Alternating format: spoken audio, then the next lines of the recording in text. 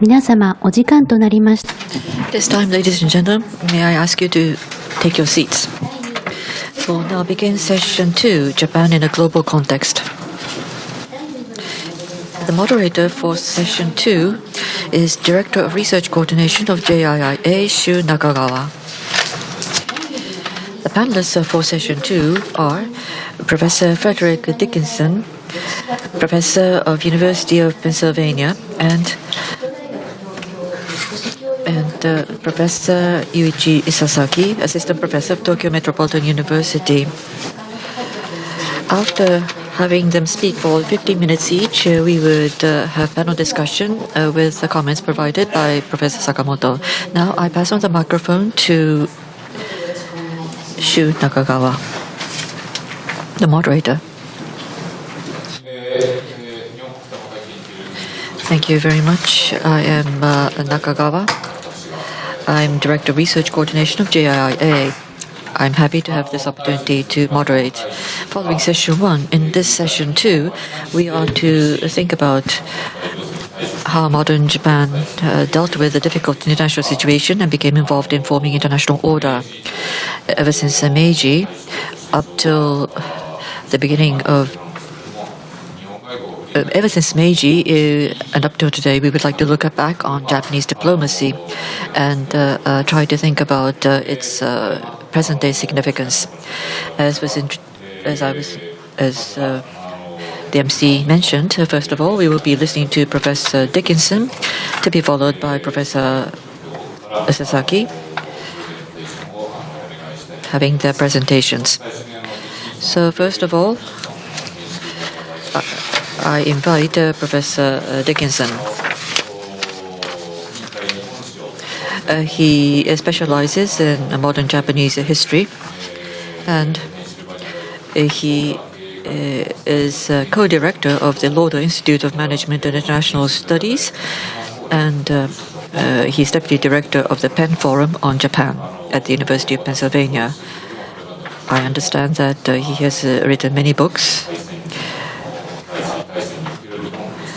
on Japan during the Great Wars, and he wrote about Taisho Tenno. He's a specialist in Japanese history as well. Professor Dickinson, please. Thank you. I must begin with an apology. I will be speaking in English. I hate to ruin the rhythm, but we do have translation, so please, if I'm speaking too fast, use the monitor or translator. I would like to begin first by thanking the organizers of this symposium, particularly Dr. Ai and Dr. Sato, and of course the host institutions, the Japan Institute of International Affairs and the Committee on National Security. It's a great honor and pleasure for me to be with such an exalted group and to see such great enthusiasm by a diverse crowd for Japanese history.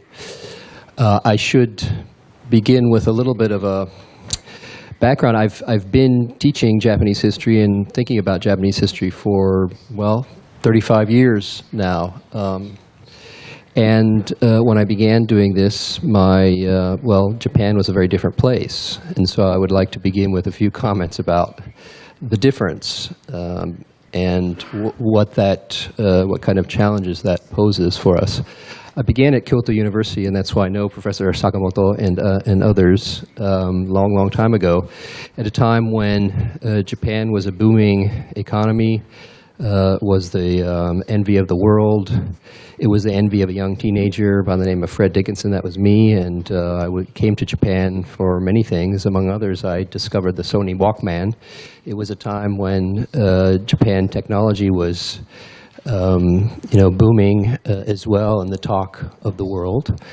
Of course, it was also in the 80s and 90s a time of envy, and wherever there's envy and power, there's also a little bit of fright. One could say that the 80s and 90s were a time when, for the rest of the world, Japan was becoming a scary place, so scary that American congressmen decided it would be in their best interest to begin bashing Toshiba radios. Yes, this is what we're talking about, the era of Japan bashing that some of you may remember. Not the best of times, but I began teaching at this time, and among other things, you could be guaranteed of a lot of interest in an American classroom for Japan. That leads me to today, and the big difference in teaching Japan today in an American classroom. Well, it's reflected in this frame. What is Japan today? So Japan, for many outside of this world or outside of Japan, is in part invisible. That's not any fault of the Japanese, obviously. It's just the way of geopolitics. The Cold War is over ever since the end of the Cold War. There have been different places to look for, the world's center of interest has changed, let's put it that way. And so we may have become, instead of an era of Japan bashing, an era of Japan passing. I don't know, but this was in the news just very recently. Of course, the whole North Korean affair does raise questions about how this sort of relative lack of attention nowadays in the United States vis-a-vis Japan may have a policy effect.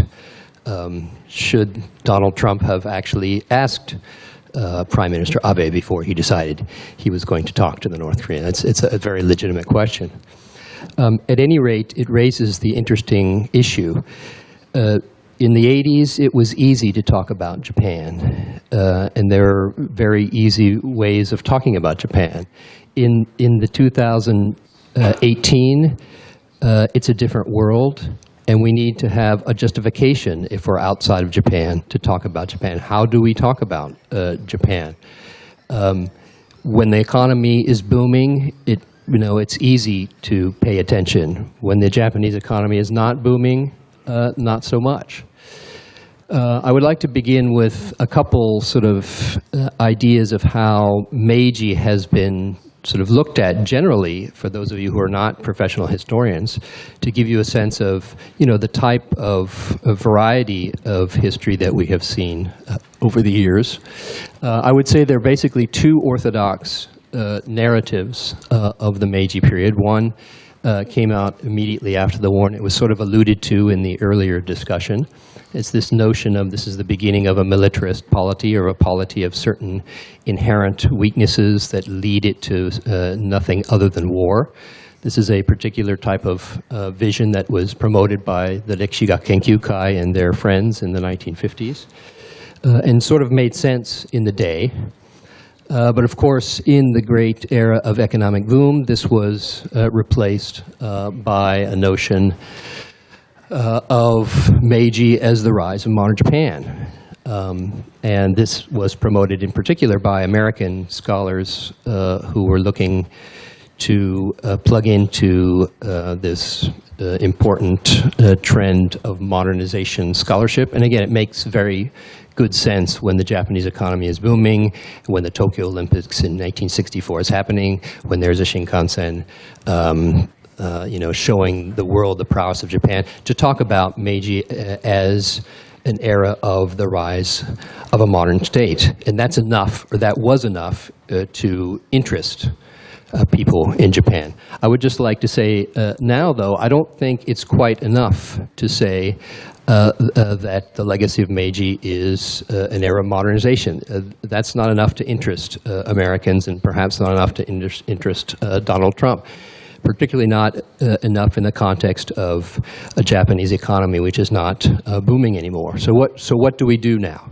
How can we look at Meiji in a way that would make sense for the 21st century? There was a question earlier about, what lessons can we learn for the future? Well, I'm giving you a talk of how can we look at the Meiji period and Japanese history that might be a serviceable history for the present and the future. And the obvious answer is to sort of focus on a buzzword, I suppose, that is global. The obvious answer is let's try in this global era to come up with a global vision of modern Japanese history.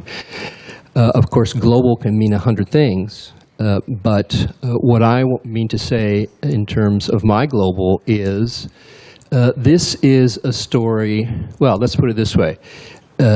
Again, it used to be that we spoke about Meiji as the rise of a modern Japan. That's not enough. A global vision of Meiji Japan would talk about Meiji and the rise of a modern world. In other words, it should have, the history of Japan should have relevance, not just to Japan. It should have relevance to the world, and in fact it can, and it does. And Japan itself has a global reach, as you know, and this is, the Climate Pact in Kyoto is an example of this. I'm supposed to be talking about Meiji, Taisho, Showa. I will begin in Edo because to understand Meiji, you have to start with the origins, and we'll move up to Taisho. My specialty is Taisho, so I'm basically going to talk about Meiji, Edo, Meiji, and Taisho. So, how has the Edo period sort of generally been looked at, and how can we give it a more global twist? Well, you've heard the term sakoku. Sakoku is a very a common buzzword, and it's very convenient, particularly if you want to look at and promote the idea of a Meiji as a great, open, dynamic state. The best way to do that is to begin with a story of Tokugawa as being closed, dark, and backward-looking. So it offers a great contrast. The problem is it's not quite accurate. As we know, Japan was never closed. Japan is trading all along to the north, to the west, to the south, and not just with the Dutch. More importantly, if you think of Tokugawa as in global terms, you understand that there's a whole world out there that is related to what's going on in Edo period Japan. And that world is a world of great dynamism, particularly the rise of Western empires. For me, the great sort of global way of looking at Tokugawa Japan is not to see it as an era of closed, but to see the remarkable contrast between, say, what is going on in Edo and what is going on in, say, South America or India. What we see with these other places is they're actually colonized. Edo is not only not colonized, the Japanese are controlling the terms of trade completely for over 250 years. So more and more, discussions of Edo really look at the degree to which the Japanese have real agency and power in this period. And I prefer to see the Edo period as an era of Japanese power and European impotence, in essence. Now, if you see it in these terms, your understanding of Meiji completely changes. Because when you get up to Meiji, well, okay, so you do have the start. We talked about the beginning of Meiji earlier on. Okay, 1853, the arrival of Perry is a very important date, and that clearly is an example of the West intruding and the Japanese having to change their norms. This is, of course, a reality. But if you think in terms of the agency that the Japanese have in Tokugawa, you understand that 1853 is not simply a matter of Japan accepting and borrowing and simply mirroring. In other words, a global vision of Meiji gets away from the notion that this is simply an aping or mirroring of the West. It gets away from the notion that Japan is simply reacting. Here is this sort of orthodox vision of Meiji. Meiji is, okay, Japan becomes the modernizer in Asia. That's okay, but it's not quite enough, because you can easily sort of go on to simply say, okay, it's the one state in Asia that is looking like a Western power. And if you look at this image of the arrival of the Russian crown prince, everything in this picture looks very sort of European and Western, etc. There are some scholars in the West who would insist this is an era of Westernization. But the more you talk of Westernization, the more you have zero agency among Japanese. So this, again, is a vision of Meiji that I would like to try to avoid. On the contrary, I think what Meiji tells us, or the most interesting way of looking at Meiji that is useful for us in the 21st century, is to see, this as the Meiji as a part and parcel of a 19th century world. Yes, I suppose you can call Japan a late-coming state, but remember, the British Empire was quite alone in its sort of technical prowess in the 18th century in terms of industrial revolution. Basically, everyone else is following afterwards. And if you're talking about state building, basically in the 19th century, it's an era of state building. Everyone is doing it at the same time, roughly. So you can look at various institutions. Professor Hatono talked about a lot of important things. I'll just give you a couple things that are interesting for me. Establishing a civil service, important. Guess what? The United States and the Japanese established their civil service in the same exact year. Where's the delay there?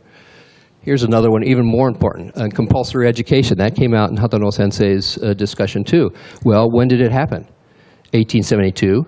When did it happen in the UK? 1882, 10 years later. Okay, of course, compulsory education takes time to, happen, fully. But the fact that the Japanese are right there 10 years before the British pushing in this kind of policy is quite remarkable. One more thing, imperial rescript on education. This is often sort of makes an important appearance in the discussion of the rise of militarism. But I think for me it's much more important in terms of, plugging into the idea of making a modern state and modern state institutions and mechanisms for cultivating responsible citizens. The imperial rescript on education is something like that. The Americans have an equivalent. It's called the Pledge of Allegiance. It comes 2 years later. So for me, the Japanese are not at all behind. We talked about the Constitution last time. Of course, there are many things to debate about the Constitution, but for me, it's very interesting to note that, and I think someone mentioned, I think Hatono Sensei mentioned earlier too, there are those in Europe and even in the United States who are looking at the Japanese Constitution and saying, oh, what a marvelous a progressive document. In fact, let me quote the United States Secretary of State James G. Blaine, who in 1890 called Japan's constitution a step forward in constitutional law. He was talking principally about the place of the emperor and the sort of the importance of the notion of a Japanese nation and people. Again, this is at a time when all states are coming to define a new concept of nation state. The Japanese are right there up at the forefront, helping and being involved in that conversation. A couple more things. So for me, the Meiji represents a 19th century world, and it shows Japan is plugged into creating a 19th century world. It's also an interesting sort of precursor, or it gives an indication of a coming 20th century world. Yes, Perry comes, and it's a sign of Japanese weakness in a way, but keep in mind this is an interesting vision of a growing empire on the other side of the Pacific. And for me, the important story is, at the very time that the Japanese are rising as an empire, the Americans are too, and the Americans need the Japanese in order to get to where they are. Without Japan, without the strong Tokugawa Japan, which had been controlling its foreign policy, ultimately succumbing to the Americans, without that vision of Americans able to deal with this very civilized state, then American power goes nowhere. You can also add, and Perry himself understands that if you want to read the quotation. Portsmouth Peace Treaty, you know, the Russo-Japanese War is a very important event in the Meiji history. Well, it's just as important for the United States, because who's standing there in the middle of everyone? It's Teddy Roosevelt, our president. What was he doing before? What were American presidents doing at international conferences before? Nothing. This is the debut of American political and geopolitical power. Could not have done it without the Japanese. So Meiji is, in other respects, then precursor or gives you a sense of what's coming in the 20th century. I would go so far even to say that Meiji Japan is giving us a sense of the 21st century. Can you guess where I'm going? We're going to the Russo-Japanese War again, and as you know, this is nothing new. It's just, so there are American historians who talk about the Japanese empire building as mimetic imperialism. Yes, I'm sorry, the translators, that might be a tough word. Mimetic simply means copying. The Japanese empire building simply copying effort. Well, okay, yes and no. Yes, they're using all the same sort of trappings of big navies, big armies, et cetera, but the one innovation here that the Japanese offer is that they actually defeat a Western power, and they happen to be an Asian one. So what does that tell us? That is giving us a hint of a coming 21st century Asia-Pacific world. And a lot of people know it. Sun Yat-sen knows it. Fan Boy-chao knows it. Ho Chi Minh knows it. Everyone in Asia is up in arms or delighted when the Japanese are defeating the Russians because they see a vision of a 21st century Asia-Pacific world. End of European dominance. Okay. Let's move on now to my area of expertise in my last 2 or 3 minutes. I'm a Taisho scholar, and just as I said, Edo is important to understand Meiji. Taisho is just as important, if not even more important. Our usual vision of Taisho is associated with these two men. This is the good guy. This is the not-so-with-it guy. This is the secure, able statesman, not so much. So we get this notion that you have Meiji stability versus Taisho chaos. The more Taisho chaos you can promote, the more Meiji stability you see. Of course, this is not exactly the way I see Taisho. If you want to know more in details, you can get my book.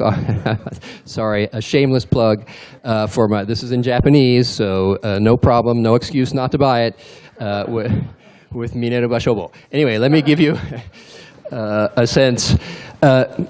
Why is Taisho even more important than Edo to understand the importance of Meiji? Because Taisho is the flowering of what we only get a hint of in Meiji. And what I'm talking about is Taisho is the global. It's the true global. It's a global in at least 2 important senses. Foundations of a post-1945 globalized world. And we see this in terms of Japan becoming industrial power for the first time during the First World War. We see it also in U.S.-Japan economic interdependence. So the Trans-Pacific trade is critical not only for the Trans-Pacific, it's critical for the world economy, and that's setting the stage for a global world after 1945. Number 2, here we have the foundations of a 20th century internationalism. And the best sort of vision of this is Japan at the Paris Peace Conference, the Japanese delegates sitting among the other representatives of the 5 victor nations. Now, of course, there are many stories about what happens in Paris and how the Japanese didn't get everything they want. But essentially, they got everything that was important. And that was all their territorial gains during the First World War.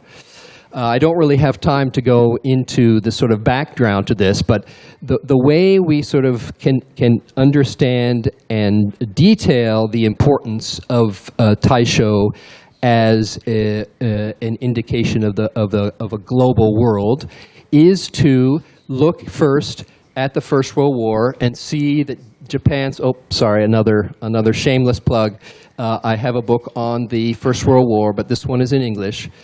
Keep in mind that during the First World War, Japan is declaring war at the very beginning of the war, and by November of 1914, Japan, with its British ally, has defeated the Germans. If the war had just been in Asia, the First World War would have ended in 3 months. That was the original prediction. It was not true at all in Europe. It was true in Asia, mainly because of Japanese power. But that's not the most important story. The Japanese continue to help with the Allies during the war in terms of shipping or controlling security on the Pacific. They're escorting British Imperial troops to the Indian Ocean. They are sending Japanese destroyers to the Mediterranean, and you see an image here of Japanese sailors who lost their lives in the Mediterranean Sea, now buried at Malta. Plus, again, I can't go into details, but the Japanese help the Allies in many ways in terms of munitions, in terms of finance, mostly in terms of shipping. Shipping grain, giving ships, shipping coal, making ships. And the Japanese know they're doing well. This is a Japanese political cartoon in September of 1917 showing the Europeans all over Japanese soldiers wanting more aid. That's simply the beginnings of a 20th and 21st century world, because it's the foundation of Japan's critical participation in this interwar liberal internationalism, which admittedly gets a bit of a critical survey these days. But just keep in mind that although you do have war in the 1930s, these disarmament regimes, peace conference, they are setting the stage for the multilateralism, global trade that really is typical of our current world. And without the participation of the Japanese in the Versailles Treaty or the League of Nations, it would have been nothing. The Americans did not sign the Versailles Treaty. The Americans were not members of the League of Nations. Yes, the Japanese ultimately destroyed the Versailles Treaty and the League of Nations, but they helped sustain it for at least 10 years, and that was enough to lay the foundation for 20th and 21st century multilateralism. And the Americans even recognize this. Owen Lattimore, great academic, even after the Manchurian incident, is really talking about the Japanese as promoting American values or Western values in Asia. And here we see the Japanese again sort of helping with that global peace project in 1919, helping to spin a Shinsekai. Okay, my apologies for going over. Let me just say very briefly in conclusion, so we need a serviceable history for Japan in the 21st century as a way of helping others outside of Japan notice the importance of Japan. How do we do that? We do it by pushing a global history of modern Japan. That global history talks about the power of Edo. It talks about Meiji as critical to the 19th century state building and empire building project. It talks about Japan and Taisho as critical to contribution to an internationalist, integrated, globalist 20th and 21st century world. And it does raise the very interesting prospect that if Donald Trump had known this history, maybe he wouldn't have let the Japanese do TPP on their own and would have understood that it was Japan is a great partner. But lucky for Donald Trump, the Japanese have experience in the Taisho era of actually sustaining and promoting a globalist project. And so I have every confidence that this new TPP will go with or without the United States. Thank you very much.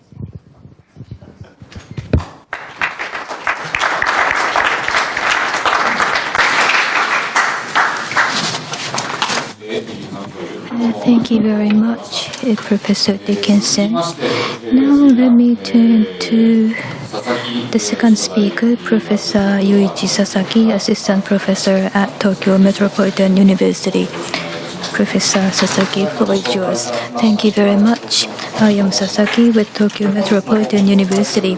The title of my talk today is Japanese Diplomacy and International Society in the Long Meiji Period. There are two sources of Japanese imagery of Japanese modern history. One of them is a school education, especially history class in junior and senior high schools. And the other one is this, Shiba Ryotaro, his view of history. In short, it means glorious Meiji and destructive Showa. Recent studies, however, reveal the positive view of Showa.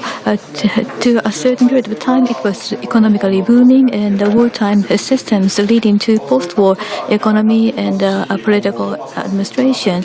And so further studies will be done on Showa and how it was like.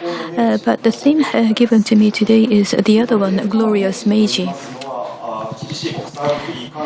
Glorious Meiji suggests that Japan maintained independence in a tough international context, and Sakanoue no Kumo was one of the books done by Shiba, showing that Japan was rising and Japan became a first-rate country.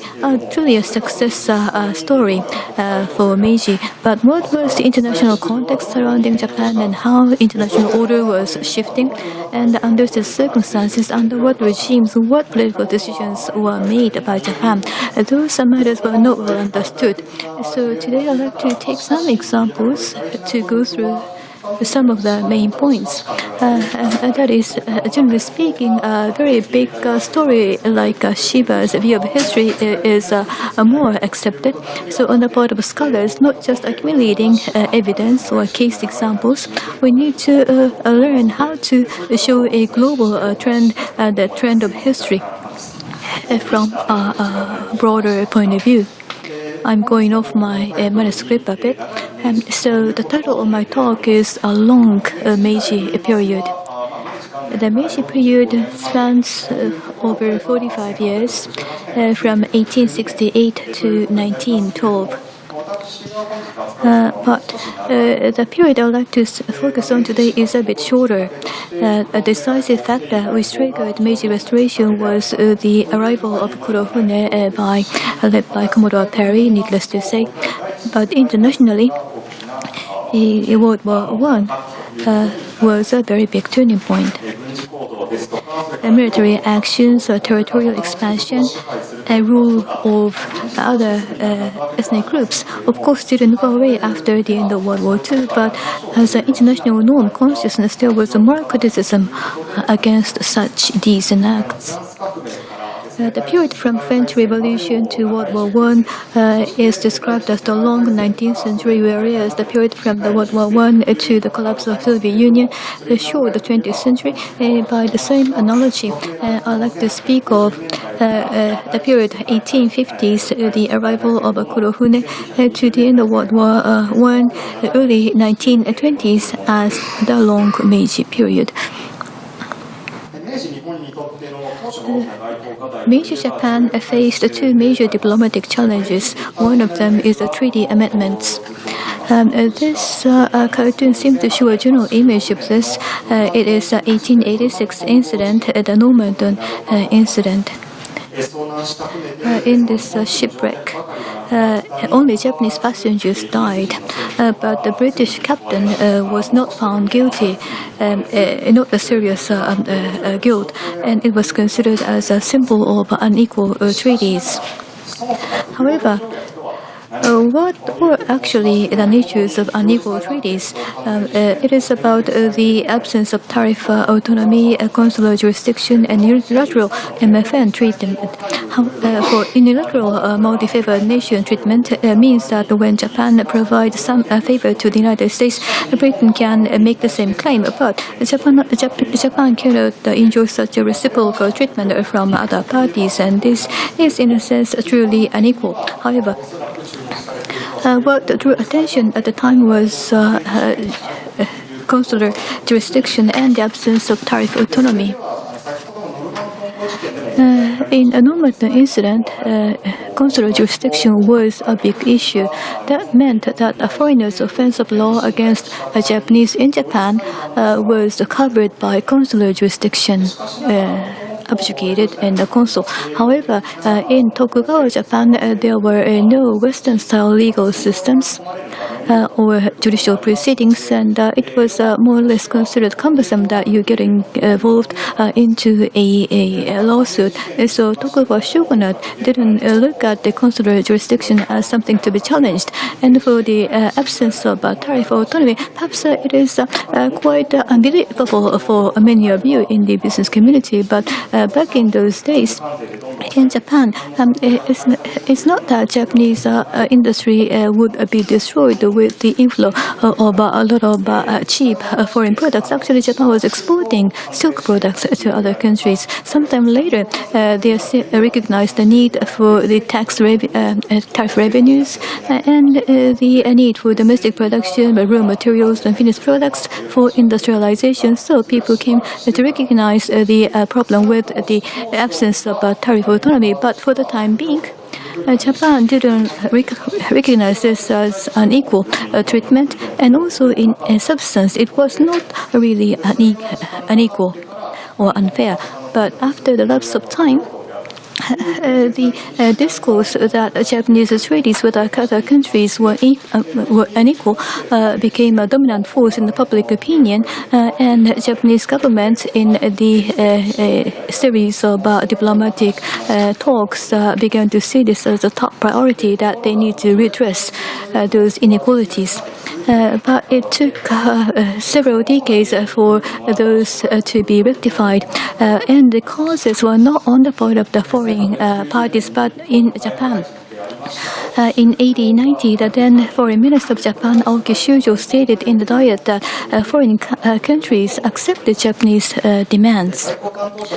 And so from the viewpoint of negotiating diplomats, Japanese case and claims were recognized by the foreign parties, and so there were many timings and opportunities where the deal could be struck. But once the agreements were leaked inside Japan, there was a criticism that it wasn't enough as a revision, and the attempts were frustrated many times in the process to achieve the rectification and inequalities. But at the end of the day, Mutsu Munemitsu effectively addressed the domestic situation, and in 1894 a new treaty was concluded with the British, and in 1999 it entered into force. So in a domestic situation, control information was important. The drafts were passed around in a negotiation, but the modern and contemporary efforts are made so that this will not be leaked out of the room. And also, there was attempts to make step-by-step amendments, but Mutsu actually concluded the revised convention in 1894, and that entered into force in 1899. And he stated to the public opinion that that will come into effect 5 years down the road, and it is a equal treaty. He was good at using such rhetorics and was not really diplomatic skills. But from the world history point of view, this was an epoch-making event. By that I mean the following. The international society is really global today, but states having equal relationship with each other, and they had diplomacy, and they had no internal intervention. But such a state-to-state relationship existed only among Western powers. But as Professor Dickinson mentioned, as Western powers went out to the other regions, the Western style state-to-state relationship became more prevalent. Under such circumstances, there was a gap between the Western countries and non-Western countries. And in such circumstances, it was demonstrated that even a non-Western power, if it has a modern legal and political system, it would be able to make the Western powers respond to the call on amending the treaties, at least abolishing the consular jurisdiction, and is able to enter the crowd of civilized countries. And this was demonstrated through Japanese example. Besides treaty amendments for Meiji Japan, another diplomatic issues was the delineation of national borders with Russia in early days, but all the others about the relationship with Qin and Joseon. In pre-modern East Asia, centered around Qin dynasty, China, there were a rather vague hierarchical relationship of influence. But there, the Western powers, disciplined by modern state-to-state relationship, arrived, and it posed questions such as, Joseon, is it an independent country or subject state of Qin? And if it's a subject state, in what sense is it subject? And on the other hand, Japan claimed that Joseon is an independent state. But from Qin's point of view, they say that Joseon is our subject state.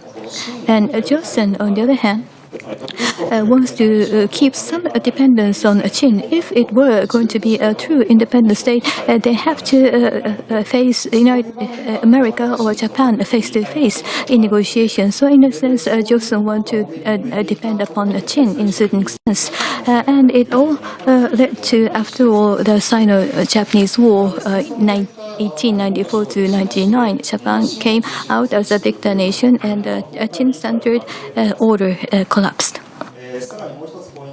And one more point is as follows. After this defeat, Qin was regarded as a sleeping lion. No matter how much invasion or encroachment is done, Qin was regarded as a potentially powerful country, but with a defeat by Japan, international reputation of Qin really was downgraded, and Qin faced a war reparation to pay to Japan, and actually Qin depending upon the capital from the Western banks or Western states to pay to Japan. So in that sense, this allowed the Western powers to move into China or East Asia as a whole from 1897 to 1998 with the Shantung settlement by Germany. China division began, and Meiji Japan, on the other hand, settled the two major diplomatic issues, treaty amendments and diplomacy with Qin and Joseon. And when these two matters were settled, Japan entered into the imperialistic diplomacy over China and Korean Peninsula.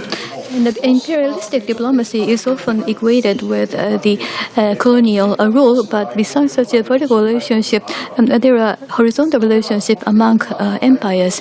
Basically, empires try to avoid all-out war as a tacit agreement. In 1870, France-German War, Franco-Prussian War. Besides that, there wasn't the all-out war. So they depend upon negotiation or the exchange of benefits or profits, not through the use of force. And the division of China basically was done through making claims and negotiation and mutual recognition of each other's interest by Western powers, although some parts were militarily occupied. And that's the imperialistic diplomacy Japanese diplomats learned. Let me take one example, southern Pacific Islands. In August 1914, based on the grounds of Anglo-Japan alliance, Japan declared war on Germany, engaging in the First World War. As Professor Dickinson mentioned, no one really thought that it would be so long. It was not thought of by Japanese or by Europeans, but the area really expanded. In East Asia, there was a vacuum of power which created a room for Japan to maneuver or to act, fortunately or unfortunately. And Japan used Anglo-Japanese alliance as a cause, and this is Shantung area occupied by Germans, and so Japan it went into this area, peninsula, and also to the southern islands in the Pacific occupied by Germany. But invasion into the southern islands didn't have a good cause. And so the second Okuma cabinet foreign minister, Kato Takaaki, foreign minister, had a concern that Japan tried to fully occupy the southern islands. So temporarily, Japan occupied southern islands. But in November of the same year, Australia made a wrong announcement that they are going to take over the occupation of the southern islands in the Pacific from Japan. So Australia is down in the south, and Australia also had some desire to get hold of those southern islands in the Pacific, and they made this wrong announcement. So of course Japan protested against this wrong announcement, but in the negotiation vis-a-vis the British Empire, Kato Takaaki mentioned as follows: the German islands north of equator, Japan would make territorial claims after the end of World War I, and Japan expects the British Empire to support Japan's claim, and that MOU was exchanged in 1914. And then in 1917, Foreign Minister Moto no Ichiro promoted effectively the cooperation to the Entente and dispatched Japanese naval fleet to Mediterranean and Cape of Good Hope. And in exchange for this, he got the assurance from the British and the other countries regarding their support for Japanese territorial claim at the end of World War I. And Kato, in this manner, gained a foothold into Japanese territorial claim, and Moto no got explicit assurance about this. And as a result, at the Paris Peace Conference, Japan was able to get these territories without much difficulty. And actually, if you look at the British documents in the British government, there was a discussion that there is no reversing the pledge they once made to Japan. Now, as I mentioned earlier, international norm changed after the end of World War I. In the past, the way empires dealt with each other is to talk with each other and expanded their territories, but it didn't work any longer. And there emerged Hara Takeshi. Through World War I, Japan engaged in Siberian intervention at the Green area, and Shanton is also occupied by Japan. And also Japan was already expanding the influence over the Fujian area and Manchuria, northeastern part of China. So the Japanese war fronts were really outstretched, and in order to shrink this, Hara stated that the biggest priority and the area of interest for Japan was in Manchuria and inner East Mongolia.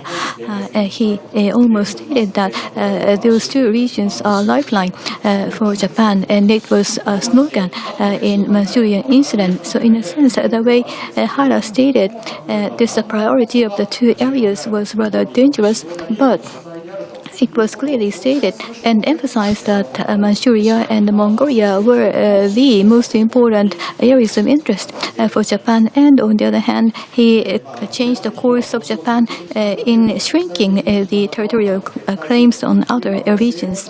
And so it's really difficult to appease the national sentiment of public opinion that we now want to reverse the course of expansion that now that the international norm has changed. And so in order to move things forward, a certain rhetorics or political leadership were required. If I may fast forward quite a bit, if you look at the current fiscal deficits and outstanding government deficits which are rising, this is a big issue for Japan, everyone knows, but the orthodox answer does not really convince the public opinion into doing that solution. So in such cases, some rhetorics of political leadership may be necessary, as it was the case as Hara did in the past example. Thank you very much.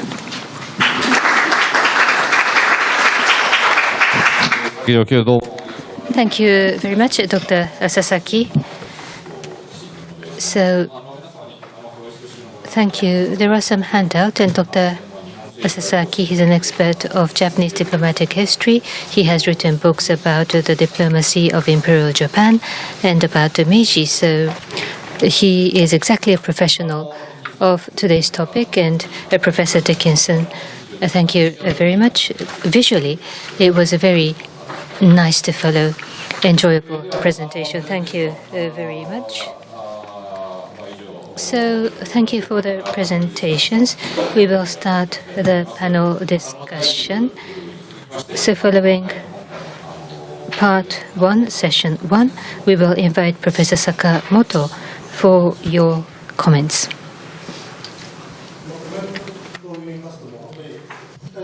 Thank you very much. I really enjoyed the two presentations. I'm learning a great deal today. What I was impressed was, Professor Dickinson, you speak excellent English, because we always communicate in Japanese. I didn't know you spoke English as much as you do. Putting that aside, Professor Dickinson, you looked at Meiji from the outside eyes and the Meiji in the global context, and really, visually, they were excellent slides. Thank you very much. I spoke about the world wars in Showa, and I would like to ask you some questions. So, Meiji restoration, there was external pressure, and was it a reaction? Yes, that's true, but thinking in that vein, just because there's a foreign pressure, did we go to war? That logic might be viable. So Meiji restoration, the Meiji community, whether it was lagging behind, at least whether there was lack of democracy, is that why we went to war?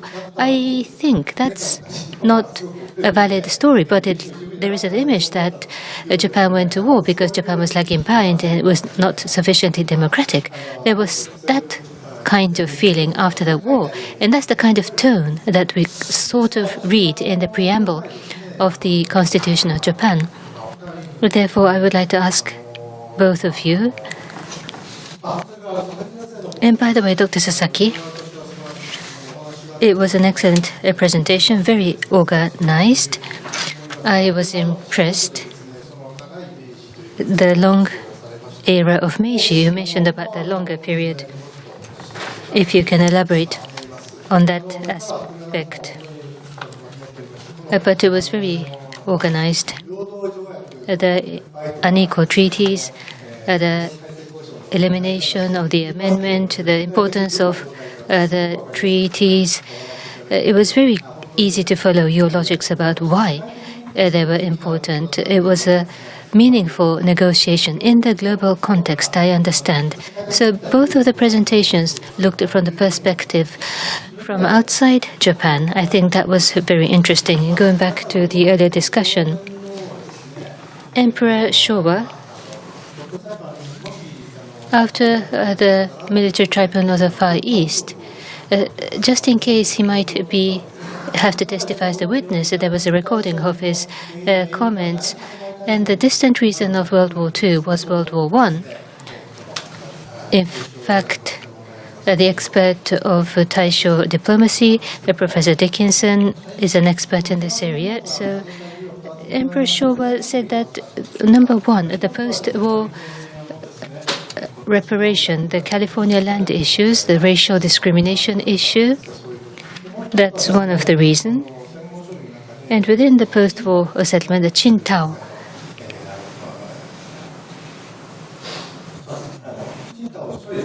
the Shandong Peninsula, the interest on Shandong, whether there was unequal treatment.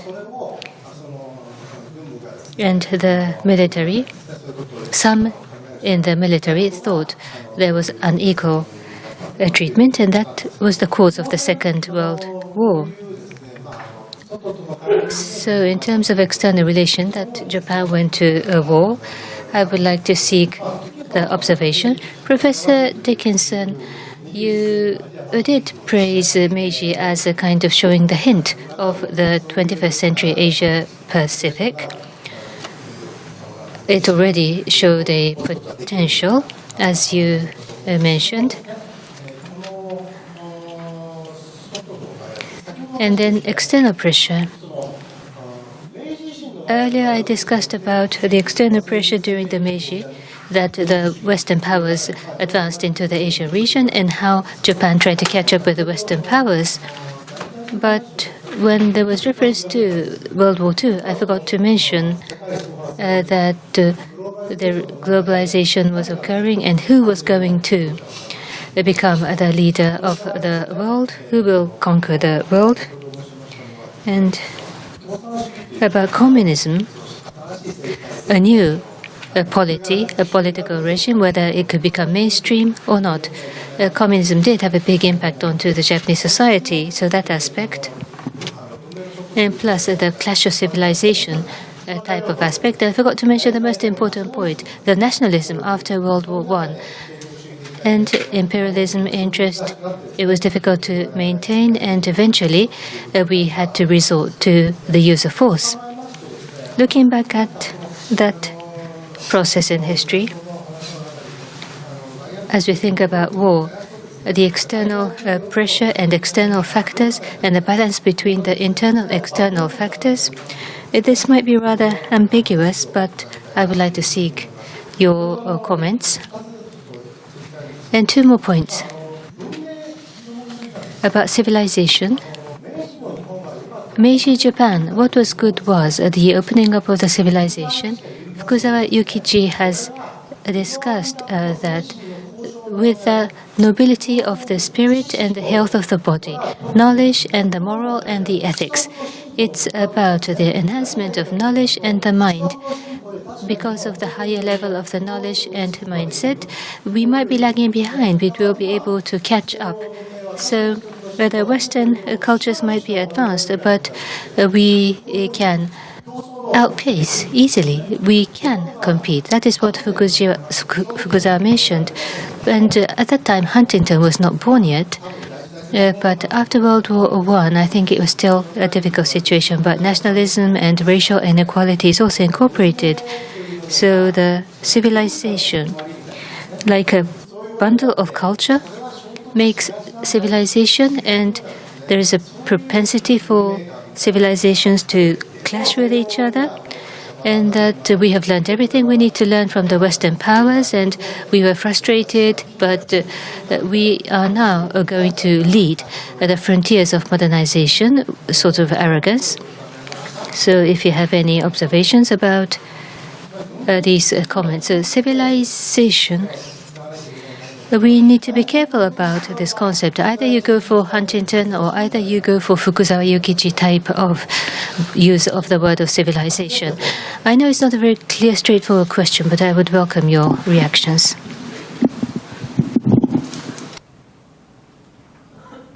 Hi. Hello. Thank you. Thanks very much, Professor Sakamoto. First, regarding Gaiatsu, as you may know, I began my career looking at foreign policy, especially from the inside. I did that for a reason, because I already had the impression in the study of Japanese diplomacy that Gaiatsu was overplayed.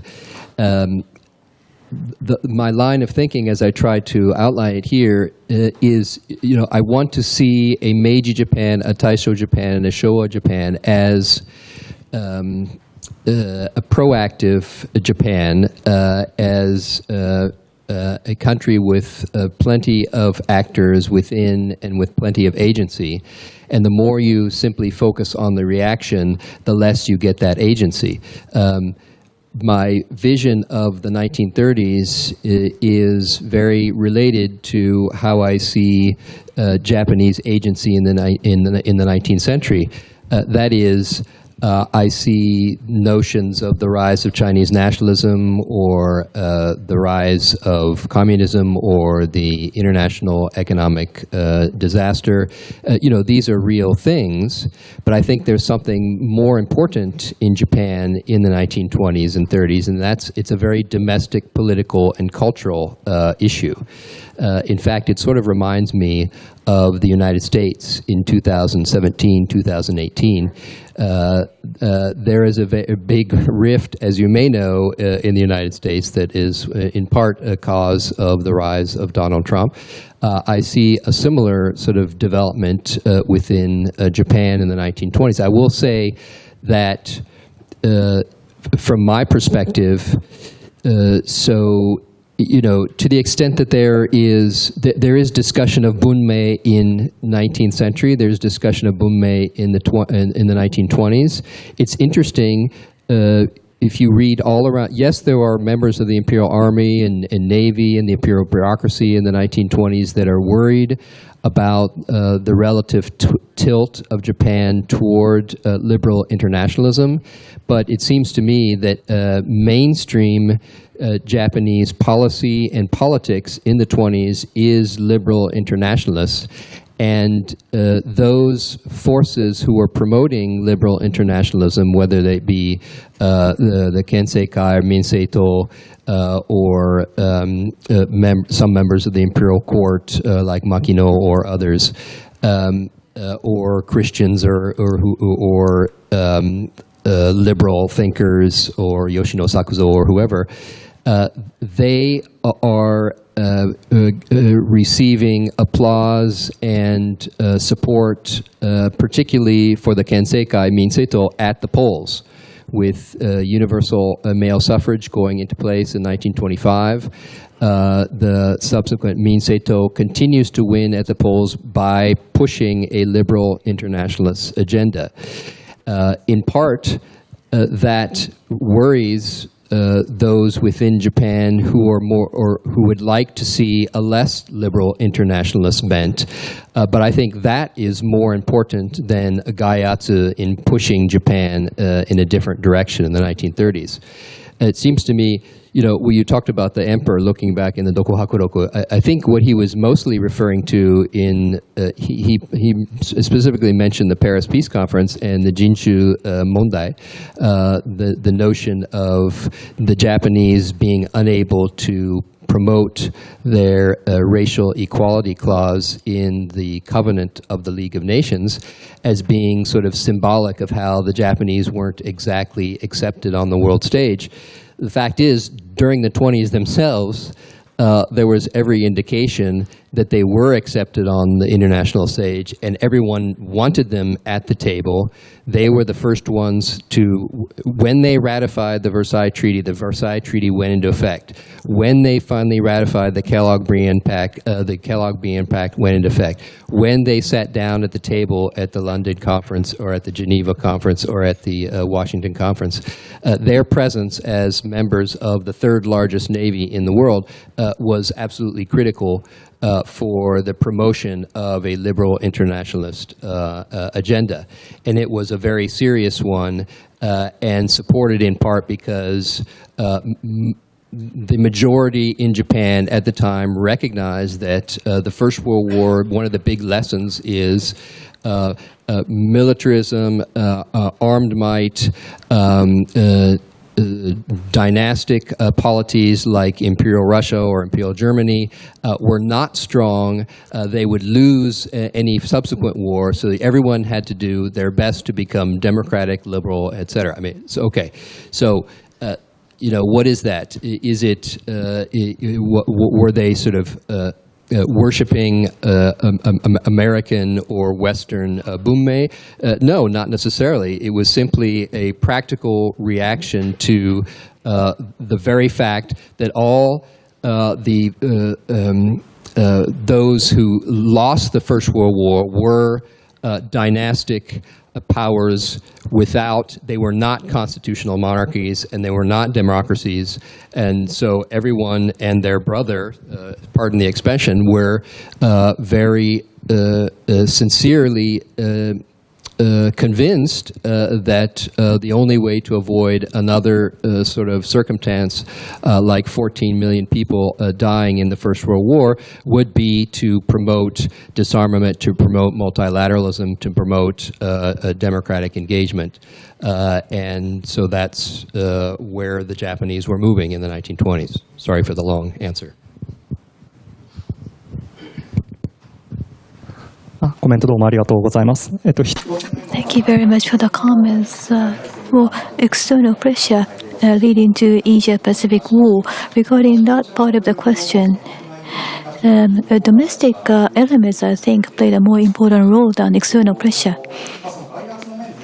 For external pressure, Konoe Fumimaro in 1930s, in Japan or in the political community, he was very popular and he became a prime minister several times. And when he was young at Paris Peace Conference, he learned the Anglo-American laws, and those were the makers of the international order.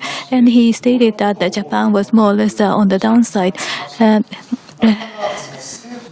But there were many who agreed with his idea.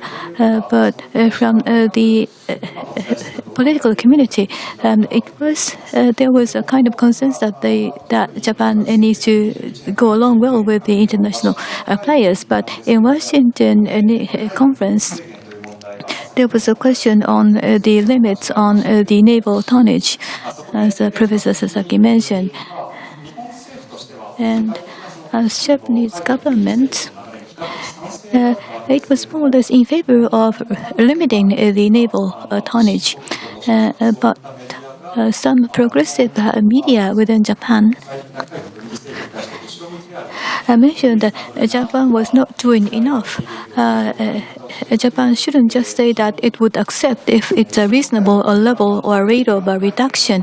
It was critical of such Japanese attitude from the very beginning. And in the international negotiation table,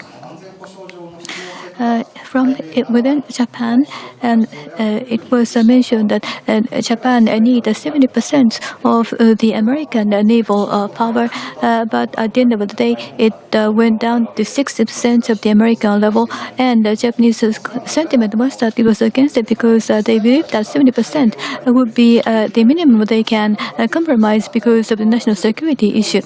But from the national security point of view, the diplomats first mentioned that 70% is necessary, but it was reduced to 60% at the end of the day, and the Japanese diplomats didn't play well in the negotiation table.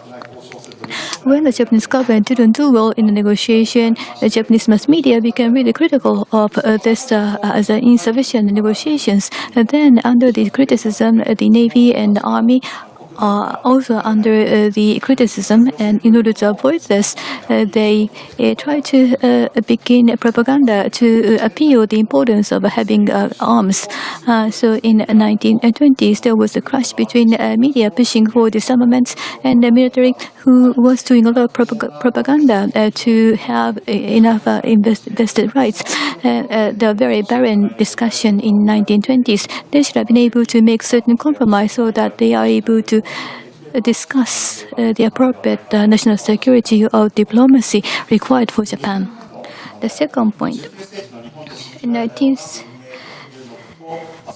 Japan, civilization and the Huntington sense of civilization, when he talked about the clash of civilization, I think there are differences. Fukuzawa was mentioned earlier. I study Mutsu Munemitsu as part of my research areas. And Mutsu Munemitsu had a similar idea. In the 19th century, Japan civilization was something which would move in the linear way. Wisdom grew, leading to better political and economic situations. Europeans may be ahead of us, but Japan is able to catch up with them soon.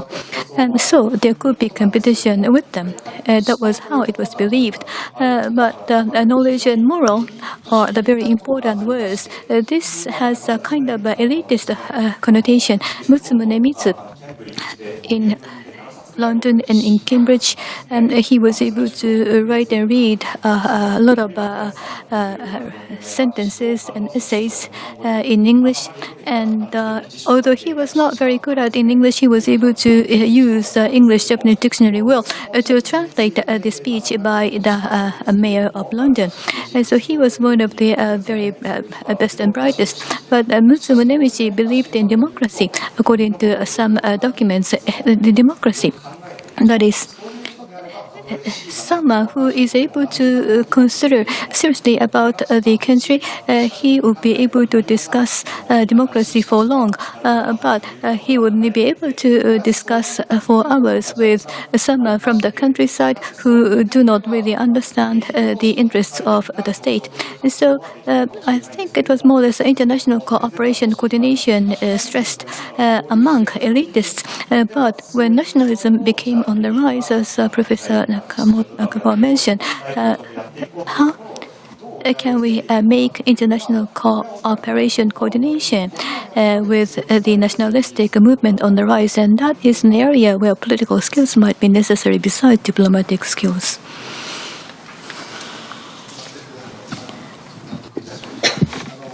Thank you very much for your responses. So, external pressure.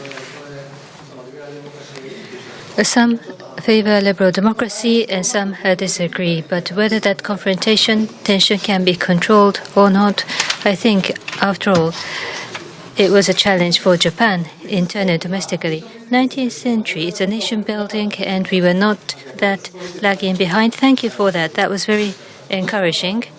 Because, if I may dare to say so, U.S. modernized only after 1865. That's my strong belief, because before that you had the slavery system. And slavery is the system of the ancient time. So it is my position. I mean, compared to Britain even, Japan was not lagging behind. I was very happy about that particular part of your comment. If I could just add, Charles Dickens goes to the United States in the mid-19th century, and he makes the comment that he's disgusted by the pigs and the cows that are just running around Manhattan, and he can't believe the state of bad economy that the Americans have, at a point at which the Americans are a third of the size of the economy of the British. In other words, so again, the British are sort of ahead economically, but the Americans and the Japanese and the French, they're basically all in the same boat in the 19th century, even economically speaking.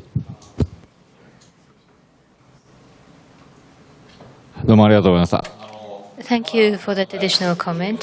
So session 2, we have a bit more time.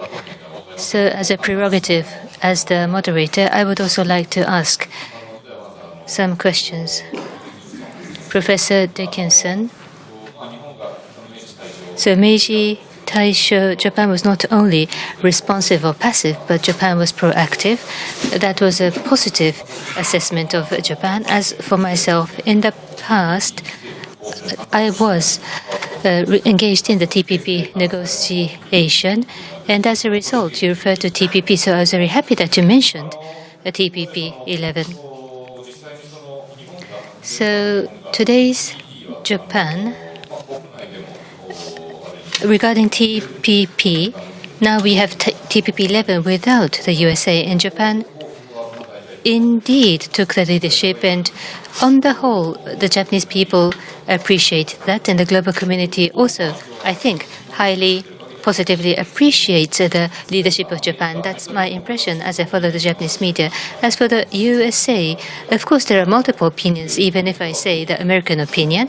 It's difficult if I ask for the observation of the USA, because there could be different opinion, but the Asia-Pacific movement, unfortunately, USA has dropped out of TPP, but TPP 11 is advancing, and the Indo-Pacific concept, an open and liberal Indo-Pacific, to expand more participating countries that are advocated at this moment. So as a general US perception, is it considered positive and proactive? Am I correct in this impression? It's a very simple question. Dr. Sasaki, the amendment of the treaties, and Professor Hatano also mentioned about it, Mutsu Munemitsu, that it was very difficult domestically. I learned a great deal. And today's Japan, of course, there are lots of different opinions inside our country, as everybody knows, and this is also a straightforward question. As of today's Japan, there's either the leftist or the rightist, on the left side or the right side, and the spread of the news with the internet, everybody, including fake and not fake, everybody sort of catches on to all possible news. And unlike the past, today, the opinions are formed in a different way. So political leadership or rhetorics, those are techniques and tactics that have to be deployed in order to lead the politics. So, and again, it's not easy to explain, but compared to the time before and comparing today, looking at the government administration or people managing the government or people having the influence, are there any differences that you observe as you compare the two times? For your question. So, as you know, March 8th was a very important date last week. The new TPP was announced, but several hours before that, the American president announced the implementation of tariffs on aluminum and steel products. So you can guess which piece of news the Americans were paying attention to. It was the president basically destroying the American post-war ideas of liberal economy. So the focus, in other words, is a defensive focus on how do we save our country from the president. And to the extent that the TPP becomes an issue, it's obviously there was one article in the New York Times that actually talked about them together and said, well, what a crazy contrast. So you can see, I mean, there's no need, I think, in Japan to worry that the Americans might get worried that Japan is leading a TPP without America. It's only a good thing because, well, we were at least involved in it for a while. And I think this is the way you should play it up, to the extent that you have American journalists or whatever coming in asking you about it. You should say that, look, for the second or third time in the last 50 years, the Japanese are helping to promote your own values and be the leader in the Asia-Pacific area at a time in a time of need. And that's why it's very interesting to me to look at the sort of parallel between that and Japan's involvement in the League of Nations and with the Paris Peace Conference, et cetera. Thank you. Thank you very much for your question. As for the difference from the present day, it's not that much, I would say. Speaking of the Kyoto Protocol, I am conducting hearing on global warming, and I speak with the parliamentarians and the members of the business or the companies leading environmental activities. And from 1921 to 1922, the situation when the Washington Naval Conference was taking place is rather similar to what we are seeing today. In other words, the government understands the mainstream movement, and therefore the government is trying to make sure that the Japanese will not be at such a disadvantage. After all, the basic direction may not be so clear, but is trying to mitigate the negative circumstances as much as possible. And therefore, there are comments saying that the Japanese are not honoring what it should be doing. And therefore, in that sense, there may be some parallel things that we can draw from the two situations. One general thing I can say is that the Meiji era may be considered as being totally different from today, but it will be different when we talk about the 1937, 1938. But before that, or prior to that, basically speaking, the party having the majority in the House of Representatives played a very big role, and prime ministers were elected from the ruling party, and the cabinet system was in place, and therefore there is not much of a difference. If there are differences from today, even in the era of democracy, political leadership needs to be there. Even if you decide, everyone decides together, there needs to be leaders who act as professional political leaders. And at that time, we can think of good leadership and bad leadership. And so in that sense, basically speaking, there is not much of a difference between the two. Thank you. We have some time before we need to complete the symposium, so I'd like to open the floor for your questions or comments to the panelists.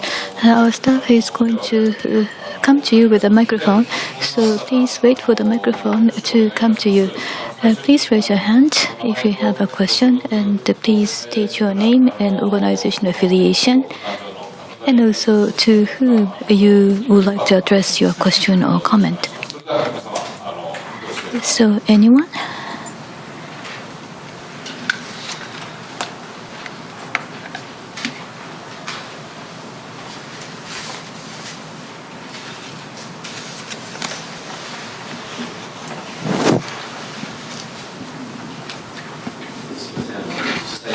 So I'm on the board of the organizer, Takagi with JIIA. Thank you very much for your presentations. To Professor Dickinson, I have one thing.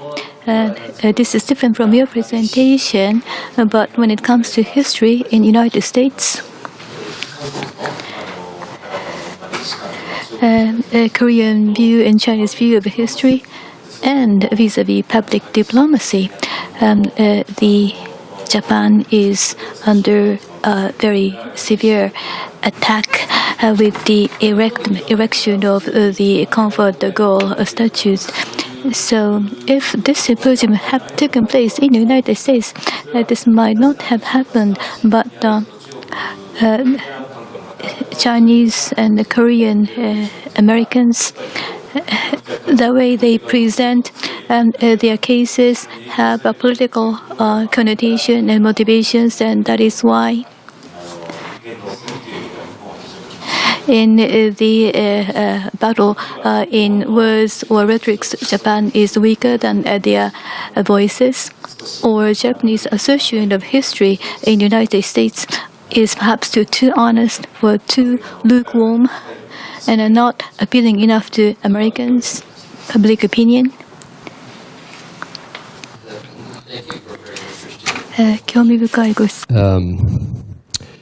It raises an important point that, so I'm trying to give you a vision of what kind of history could help give Japan their proper due on the international stage. Unfortunately, I would say in this circumstance, even if I would be able to teach this class to every college in the United States, there would be local American congressmen and national American congressmen and senators who would naturally latch on to the question of comfort women and or Nanjing massacre and the reason why is because it fits very nicely with American ideas of the importance of how would you say, of a diverse world and equality for everyone, and it's a wonderful way for any congressman anytime to show that they care in a way that doesn't actually matter for them locally. In other words, it's an easy point for any American congressman or senator to put a statue of a comfort woman in a local park. There's almost no there's almost no downside to that. So what's the solution? Will my history, could my history, a global history, help that? I don't think so. But I would say you should not despair, because for the Americans, it's not about Japan. It's about ethnicity. So don't think that they're thinking about Japan. So the best thing you can do is just forget about it.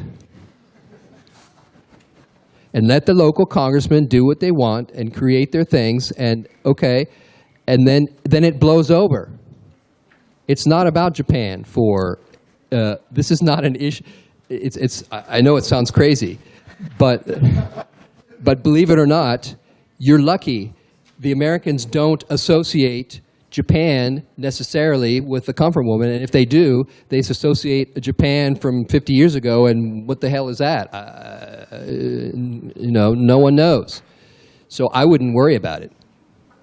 I would still try to push a global history of modern Japan, but that's not going to stop American policymakers from picking up the comfort women issue, and the Koreans and the Chinese know this.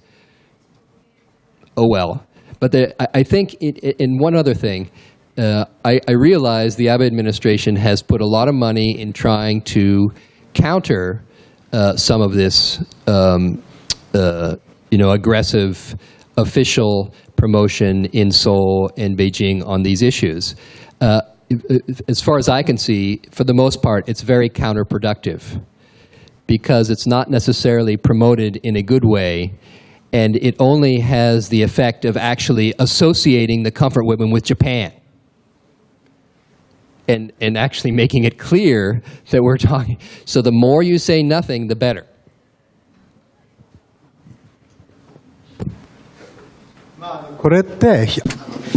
Thank you. It's how to view the history after all.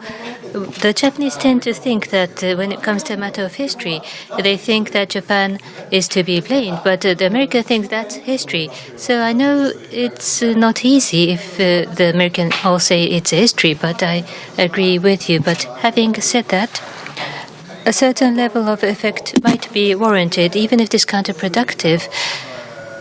Some effort is warranted, so that we counter, and then the American link the comfort woman issue with Japan. I think, would like to say that there's something wrong in the interpretation of history. Thank you very much, Professor Dickinson. We have a few more minutes if there are further comments or questions.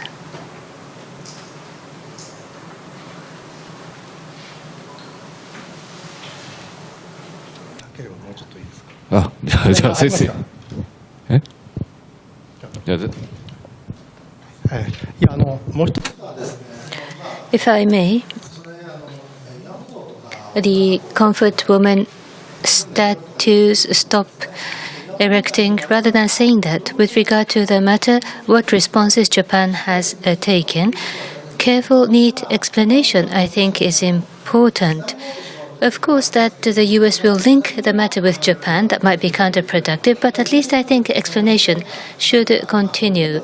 But to forget it, to put it aside to a certain degree, it might be required, but a careful explanation, I think, is also necessary. On this kind of matter, I don't see any other country who has been as moral and ethical as Japan.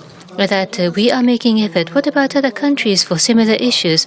What are the other countries doing? I think we have to listen to and engage in the discussion with a smile. If I could slightly modify my earlier, when I said don't do anything, I guess that was a bit extreme. I would say that you should deal with local issues by local officials and national issues by national officials. And when Korea is presenting Yanfu Mondai to the United Nations, obviously the Japanese government needs to get involved. But if it's a local, if my town in Swarthmore wants to put up a comfort woman statue, the the Abe administration should not send a delegation to Swarthmore. Definitely, maybe the local consulate. We have an honorary Japan consul in Philadelphia who could respond in some way, but I think the response should be always measured according to the level at which it's being promoted, because again, it really is a much less important issue for the Americans than it is for the Japanese and the Koreans and the Chinese.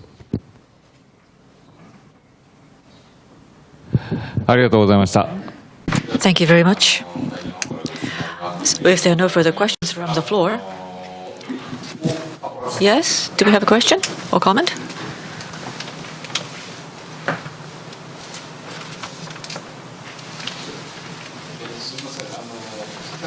I have a question to Dr. Sasaki. You talked about Meiji, long period of Meiji, and I think that was a very interesting presentation.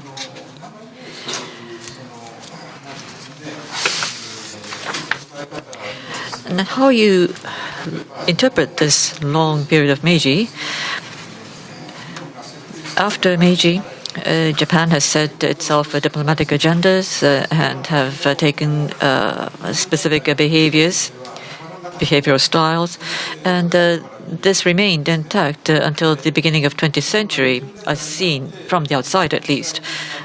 But in the 1920s, the international order started to change and the norms started to change, and so perhaps up till then, you're talking about the long period of Meiji. Is that my interpretation is correct? What would you say?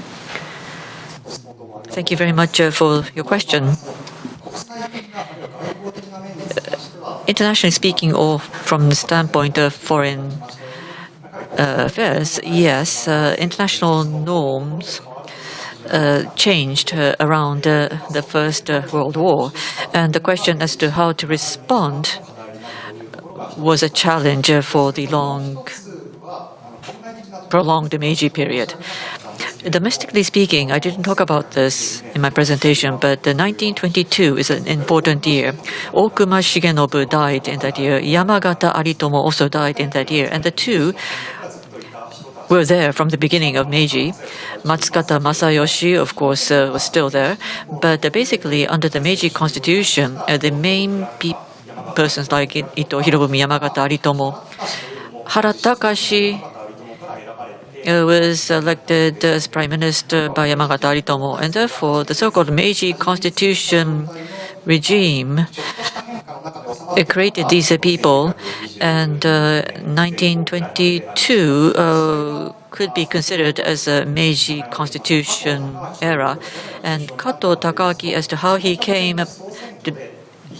became Prime Minister, was that he was elected Prime Minister as from the ruling party in the latest election. And this was the only case in modern Japan. Apart from that, the party from which the Prime Minister was elected will win the next election. That was the rule. So Kato was the only person who was elected Prime Minister from the political party which won the most votes in the latest election. So I guess that was one of the demarcation points, perhaps, a break point, 1922. If there are no further questions, we would like to close session 2, Japan in Global Context. I thank Professor Dickinson, Dr. Sasaki. Thank you very much, as well as Professor Sakamoto.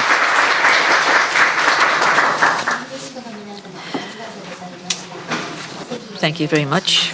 Please return to your seats.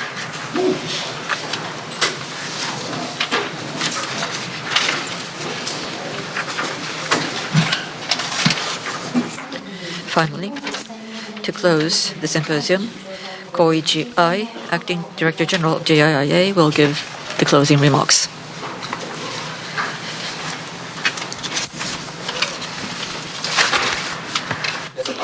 Ladies and gentlemen, thank you very much for listening to us for 3 hours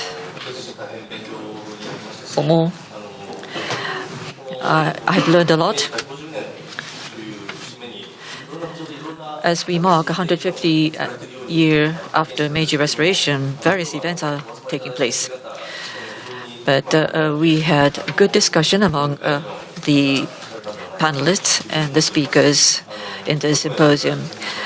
Professor Sakamoto, the keynote speaker, Professor Hatano, Professor Takubo, Professor Dickinson, Professor Sasaki, thank you all very much for your input. As we look back on the development of the modern Japan era after Meiji Restoration, when we look back in a macroscopic way, I think this would give us some hints as to how we proceed with foreign relations in the 21st century.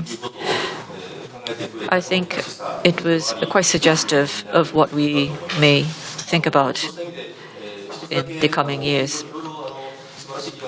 We heard good discussion, but if there was one personal homework that I gained was the reference made by Professor Takubo about the shape or form of a state. I tend to think that foreign diplomacy is really closely linked to national identity. What sort of a country you would like to have the world to see your country as? In other words, how would you like to be seen from the rest of the world? That sort of perspective is very important in becoming more sophisticated in diplomacy. There may be different techniques involved, skills involved, in order to lead disputes to resolutions. But foreign diplomacy supported widely by the public would be very important. JIIA would like to continue holding this type of a forum in the future as well, as a way to listen to your views and also to present to you issues that are being discussed in the world today, so that the national identity could be correctly reflected in diplomacy. I hope to see you again in the next round of discussions. Thank you very much for coming. With this, ladies and gentlemen, we would like to end this symposium. As for the earsets you have received for simultaneous interpretation services, please leave them on the table. And may I remind you not to leave any of your belongings. Thank you very much for your attention and for your attendance.